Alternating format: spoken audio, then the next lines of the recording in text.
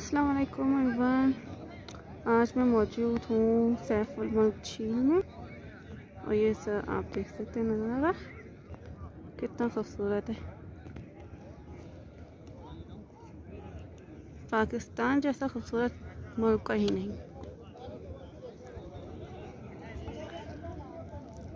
ये झील इतनी खूबसूरत है जो आए दोबारा आएगा।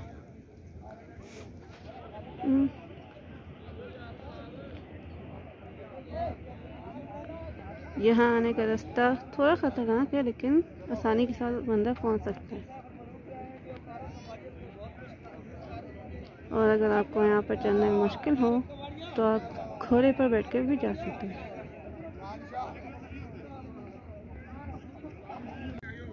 हमारा प्यारा पाकिस्तान किसी जन्नत से कम नहीं है। इतना खूबसूरत है, इतना खूबसूरत है। सैफुल मुल्क क्या, कश्मीर क्या, अनरखेल क्या, लेकिन इस जगह की बात ही अलग है।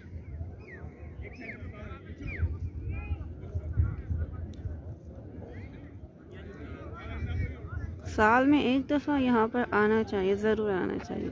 बहुत ही खूबसूरत जगह है, हर पाकिस्तानी को ये जगह देखनी चाहिए।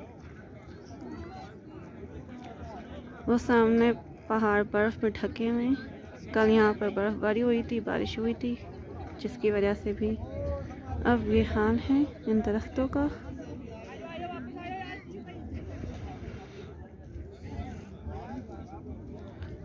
ये जगह मुझे सबसे ज़्यादा खूबसूरत लगी।